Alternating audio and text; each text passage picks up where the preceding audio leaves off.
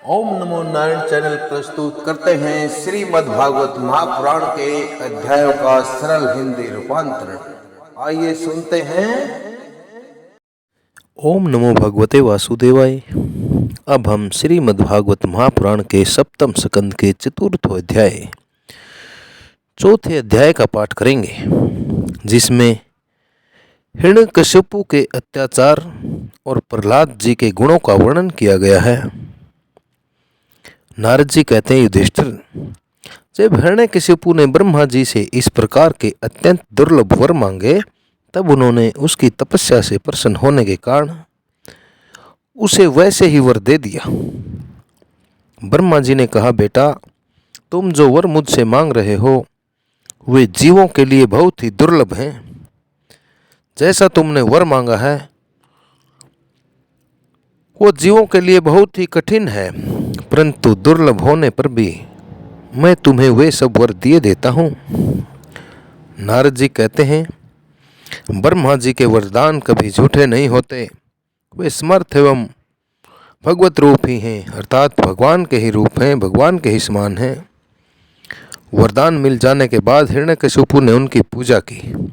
उसके पश्चात प्रजापतियों ने अपनी स्तुति सुनते हुए वे अपने लोक को चले गए। ब्रह्मा जी से वर प्राप्त करने पर हिरण्यकशिपु का शरीर सुवर्ण के समान कांतिमान एवं हष्टपुष्ट हो गया, सोने के समान चमकने लगा और बिल्कुल हष्टपुष्ट हो गया। वह अपने भाई की मृत्यु का स्मरण करके भगवान से द्वेष करने लगा। उस महाराक्षस ने समस्त दिशाओं, तीनों लोकों तथा देवताओं, असुर, नरपति, गंधर्व, गरुड़, सर्प, सिद्ध, चारण, विद्याधर, ऋषि, पितरों के अधिपति, मनु, यक्ष, राक्षस, पिशाचराज, प्रेत, भूतपति एवं सभी प्राणियों के राजाओं को जीतकर अपने वश में कर लिया। यहाँ तक कि उस विश्व विजयी राक्षस ने लोकपालों की शक्ति और स्थानों को भी छीन लिया। अब वह नंदन वन आदि दिव्य उद्यानों के सौंदर्य से युक्त स्वर्ग में ही रहने लगा था। सम विश्वकर्मा का बनाया हुआ इंद्र का भवन ही उसका निवास स्थान था। उस भवन में तीनों लोकों का सौंदर्य मूर्तिमान होकर निवास करता था। वह सब प्रकार की संपत्तियों से संपन्न था। उस महल में मूंगे की सीढ़ियाँ, पन्ने की गचें, स्फटिक मणि की दीवारें, वैधुर्य मणि के खंभे और मणि की कुर्सियाँ थी। रंग बिरंगे चंदोवे तथा दूध के फेन के समान सैयाएँ, जिन पर भांत मोतियों की झालरें लगी हुई थी, शोभायमान हो रही थी, सुंदर लग रही थी। सर्वांग सुंदरी अप्सराएं अपने नुपुरों से अर्थात अपनी पायलों से रुन झुन ध्वनि करती हुई रत्न में भूमि पर इधर उधर टहला करती थी और कहीं कहीं उसमें अपना सुंदर मुख देखने लगती थी। उस महाइंद्र के महल में महाबली और महामनस्वी हिरण्यकशिपु सब लोगों को जीतकर सबका एक छत्र सम्राट बनकर बड़ी स्वतंत्रता से रहने लगा। उसका शासन इतना कठोर था कि उससे भयभीत होकर देव भी और दानव भी उसके चरणों की वंदना करते रहते थे। युधिष्ठिर, वह उत्कट गंध वाली मदिरा पीकर मत वाला रहा करता था। उसकी आंखें लाल लाल और चढ़ी हुई रहती। उस समय तपस्या, योग, शारीरिक और मानसिक बल का वह भंडार था। ब्रह्मा, विष्णु और महादेव के सिवा और सभी देवता अपने हाथों में भेंट लेकर उसकी सेवा में लगे रहते। जब वह अपने पुरुषार्थ से, अपने क्रम से इंद्र आसन के ऊपर बैठ गया, इंद्र के आसन पर बैठ गया, तब युधिष्ठिर, विश्वा, वसु, तुम्ब्रु तथा हम सभी लोग उसके सामने गान करते थे। गंधर्व, सिद्ध, ऋषिगण, विद्याधर और अप्सराएं बार बार उसकी प्रार्थना करती थी। युधिष्ठिर, वह इतना तेजस्वी था कि वर्णाश्रम धर्म का पालन करने वाले पुरुष जो बड़ी बड़ी दक्षिणा वाले यज्ञ करते, उनके यज्ञों की आहुति वह स्वयं छीन लेता। पृथ्वी के सातों द्वीपों में उसका अखंड राज्य था। सभी जगह बिना ही जोते बोए धरती से अन्न पैदा होता था। वह जो कुछ चाहता अंतरिक्ष से उसे मिल जाता और आकाश उसे भांति भांति की आश्चर्यजनक वस्तुएं दिखा दिखाकर उसका मनोरंजन करता था। इसी प्रकार खारे पानी, सुरा, धृत, इक्षुरस, दधि, दुग्ध और मीठे पानी के समुद्र भी अपनी पत्नी नदियों के साथ तरंगों के द्वारा उसके पास रत्न राशि पहुंचा करते थे।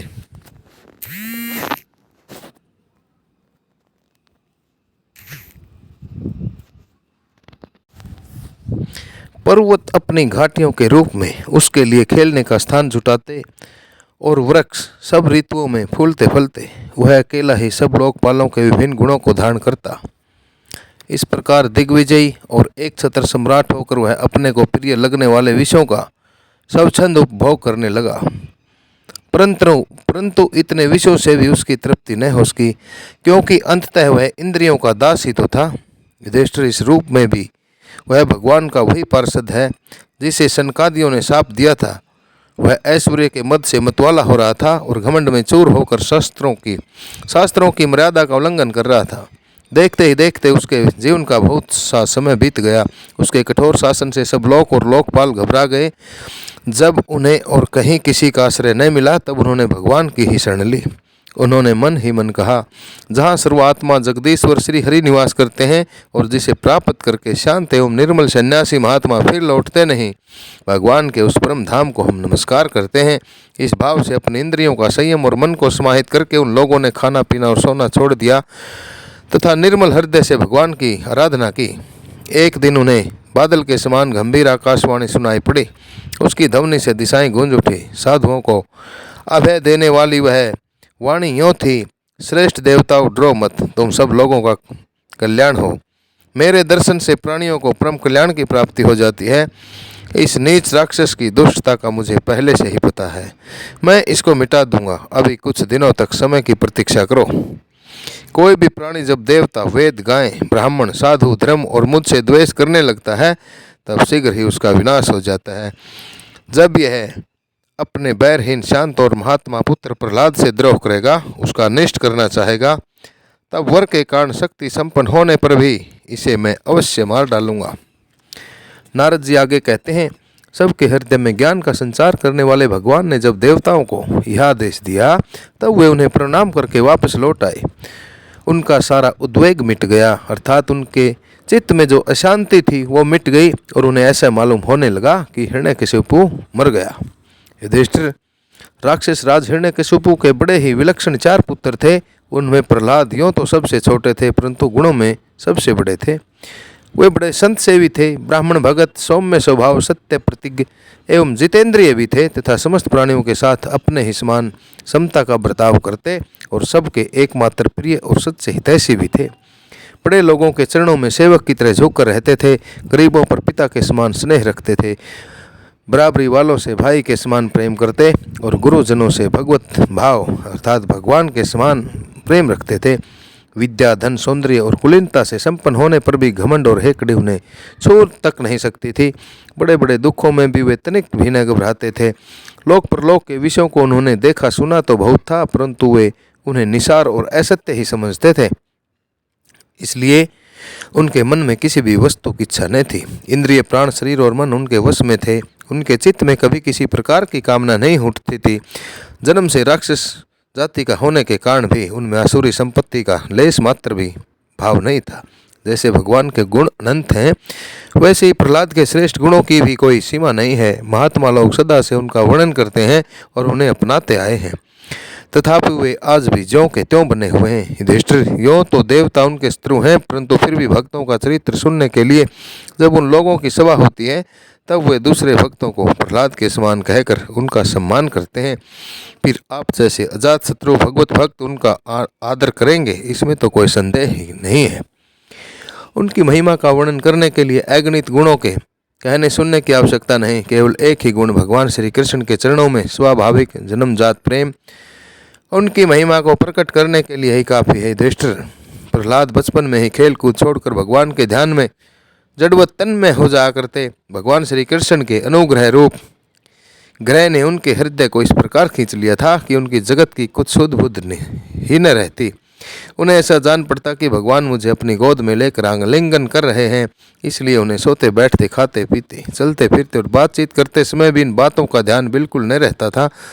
कभी कभी भगवान मुझे छोड़कर चले गए, इस भावना में उनका हृदय इतना डूब जाता कि वे जोर जोर से रोने लगते। कभी मन ही मन उन्हें अपने सामने पाकर आनंदोद्रेक से ठठाकर हंसने लगते, कभी अपने ध्यान के मधुर आनंद का अनुभव करके जोर से गाने लगते। वे कभी उत्सुक हो बेसुरा चिल्ला पड़ते, कभी कभी लोक लज्जा का त्याग करके प्रेम में छक कर नाचने भी लगते थे। कभी कभी उनकी लीला के चिंतन में इतने तल्लीन हो जाते कि उन्हें अपनी याद भी न रहती थी, उन्हीं का अनुकरण करने लगते। कभी भीतर भगवान का कोमल संस्पर्श अनुभव करके आनंद में ही मगन हो जाते और चुपचाप शांत होकर बैठ जाते। उस समय उनका रोम रोम पुलकित हो उठता, अध खुले नेत्र अविचल प्रेम और आनंद के आंसुओं से भरे रहते। भगवान श्री कृष्ण के चरण कमलों की है भक्ति अकिंचन भगवत प्रेमी महात्माओं के संग से ही प्राप्त होती है। इसके द्वारा वे स्वयं तो परमानंद में मगन रहते ही हैं, जिन बेचारों का मन कुसंग के कारण अत्यंत दीनहीन हो जाता था, उन्हें भी बार बार शांति प्राप्त प्रदान करते थे। युधिष्ठिर प्रहलाद भगवान के परम प्रेमी भक्त, परम भाग्यवान और ऊंची कोटि के महात्मा थे। अर्थात प्रहलाद थे जो वो भगवान के बहुत ही प्रिय भगत थे, बहुत भाग्यवान थे और उच्च श्रेणी के महात्मा थे। हिरण्यकशिपु ऐसे साधु पुत्र को भी अपराधी बतलाकर उनका अनिष्ट करने की चेष्टा करने लगा। उनका अनिष्ट करने के लिए बार बार प्रयास करने लगा। युधिष्ठिर ने पूछा, नारद जी, आपका व्रत अखंड है, अब हम आपसे यह जानना चाहते हैं कि हिरण्यकशिपु ने पिता होकर भी ऐसे शुद्ध हृदय महात्मा पुत्र से द्रोह क्यों किया। अर्थात हिरण्यकशिपु ने अपनी खुद की ही संतान प्रहलाद के साथ में द्रोह क्यों किया, क्यों उनसे घृणा करनी आरंभ कर दी। पिता तो स्वभाव से ही अपने पुत्रों से प्रेम करते हैं, यदि कोई पुत्र उल्टा काम करता है तो भी वे उसे शिक्षा देने के लिए ही डांटते हैं, स्त्रियों की तरह बैर विरोध तो नहीं किया करते। फिर प्रहलाद जी जैसे अनुकूल शुद्ध हृदय एवं गुरुजनों में भगवत भाव करने वाले पुत्रों से भला कोई द्वेष कर ही कैसे सकता है। नारद जी, आप सब कुछ जानते हैं, हमें यह जानकर बड़ा कौतूहल हो रहा है कि पिता ने द्वेष के कारण पुत्र को मार डालना चाहा। आप कृपा करके मेरा यह कुतूहल शांत कर दीजिए। इस प्रकार श्रीमद्भागवत महापुराण के सप्तम स्कंद का यह चतुर्थ अध्याय प्रहलाद चरिते नामक चतुर्थ अध्याय आप सभी श्रोताओं द्वारा श्रवित किया गया। श्रीमद्भागवत महापुराण एक सनातन महापुराण है। इसकी पुण्यमयी कथाओं को संस्कृत से हिंदी में रूपांतरित करके आप तक ओम नमो नारायण चैनल द्वारा प्रस्तुत किया जा रहा है। नरेंद्र कौशिक की आप सभी से ये सुहृदय परम विनीत प्रार्थना है कि ओम नमो नारायण चैनल को सब्सक्राइब करें तथा इसकी पुण्यमयी कथाओं को आगे से आगे शेयर करके पुण्य के भागी बनते रहें। इन्हीं शब्दों के साथ आप सभी को ओम नमो भगवते वासुदेवाय, ओम नमो भगवते वासुदेवाय, ओम नमो भगवते वासुदेवाय।